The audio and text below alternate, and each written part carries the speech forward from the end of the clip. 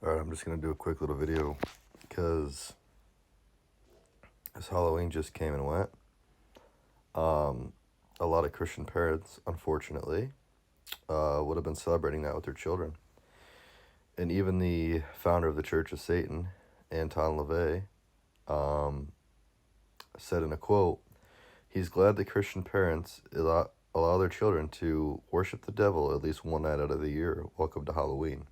That's what he said.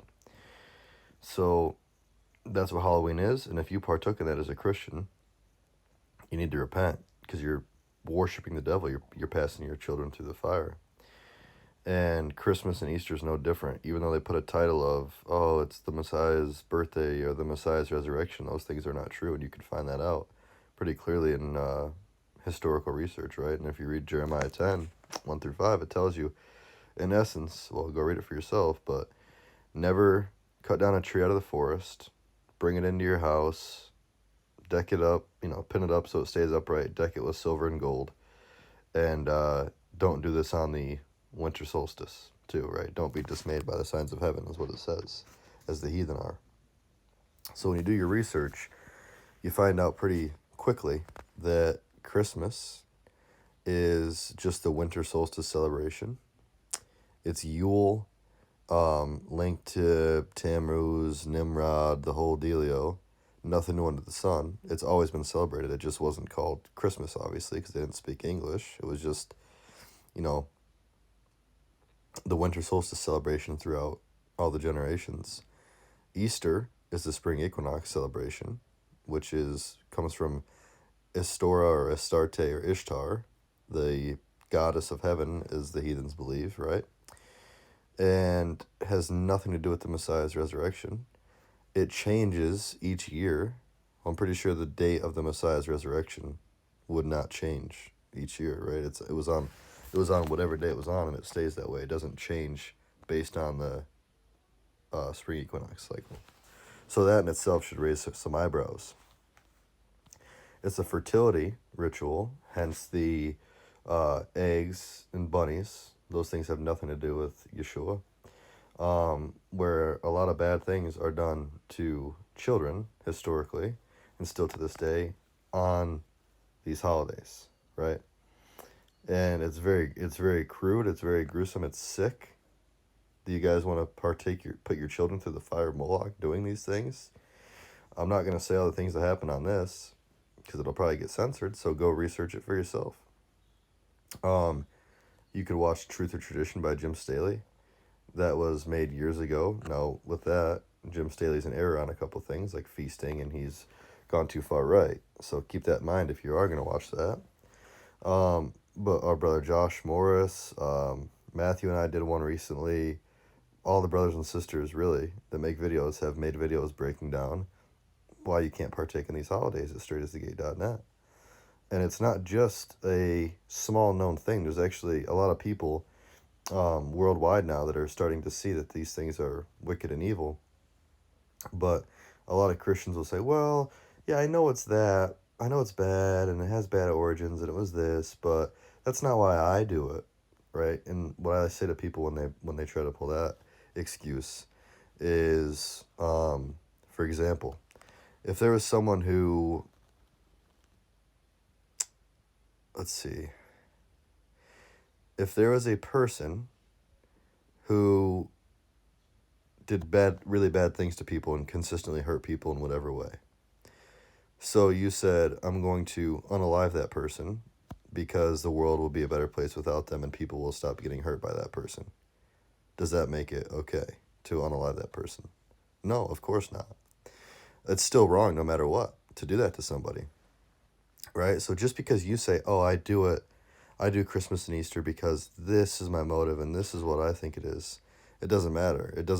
You can't just put a sticky note over a hole in a wall and paint it over and pretend that the hole is not there. It's still there. It's just got a new name, a little cover on it to make it look nice, right? But the problem still remains. So you just can't do it, right? In Jeremiah chapter 7, talks about these people, saying they're delivered to do these abominations and baking cakes to the the Queen of Heaven. I think it's in Hosea chapter 3 as well, but check me on that. And if you look at, they love their flagons of wine. And if you look at the word of what flagons of wine really would be translated to, it's raisin cakes. And what do people do on Easter? Hot cross buns, they're raisin cakes, right? So you just can't do these things.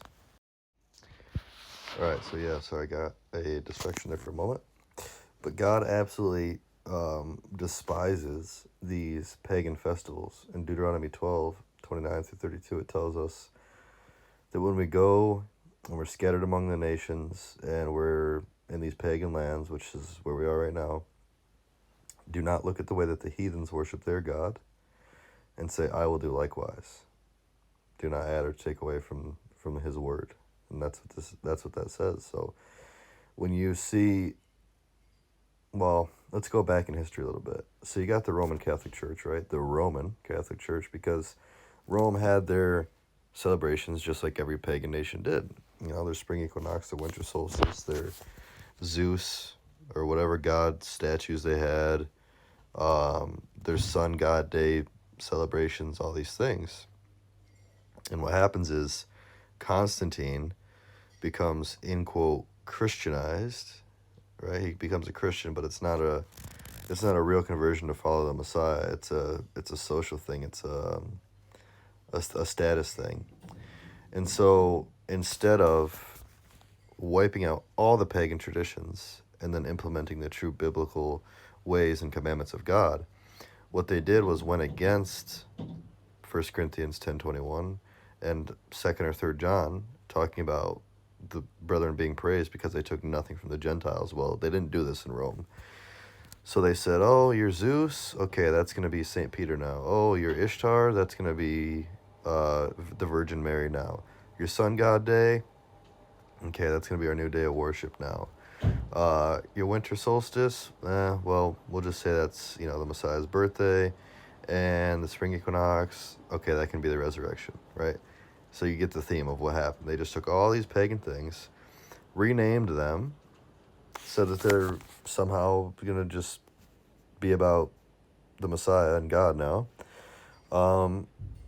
And that's where you get your traditions from, right? And the guys that were actually the true followers, like the ones keeping the Sabbath on the seventh day, dawn to dawn, they were killed, unalived. Oh, frick, I don't know if this video is going to get taken down now.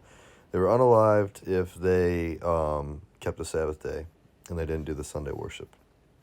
So this is where all your pagan traditions come from. Don't be deceived. It doesn't matter what's in your heart. You can say, yeah, God knows my heart, and it's like, yeah, he does. And he says the heart is despitefully wicked above all things. Who can know it? An unborn again heart is deceitfully wicked and ugly. And it's full of covetousness. It breaks multiple of God's commandments. It breaks the first one because you have other gods. You have graven images, so it breaks the second one. You're taking the Lord's name in vain. You are lying, committing adultery, which is idolatry, coveting, right? You have Christmas in July now. The Christmas decorations are out in store even before Halloween even happened, right? People are just riddled with this covetousness, have to have these feasts, these celebrations to do, and that's on the left and the right, because what happens is even when people will repent from Christmas and Easter, still have the covetousness, so they have to go do God's feast presumptuously, and that's Hosea chapter 8, 11-14. So moral of the story is you're going to be punished by God if you continue to celebrate these holidays, and you're putting your children through the fire of Moloch. Meanwhile, we're raising our hands for the children, praying for them to be saved. We love your children more than you even do. This is Lamentations 2:19. And we're warning you, not because it's fun, but because we walk around and see just zombies everywhere. People just fall in the masses with a herd mentality, doing what they think they need to do because it's normal. They don't want to look different from the crowd. They'd rather break God's commandments to follow their own tradition. In Mark chapter 7, Yeshua warned you of this. You make void and null the commandments of God so that your traditions make abound, so you can follow traditions of men. And the punishment for that is going to hell for breaking God's commandments and worshiping false gods. Go do your research, check this out, read the chapters for yourself. Don't take my word for it, and look at it with an open, humble, contrite heart. Ask for the truth genuinely, and you'll receive it.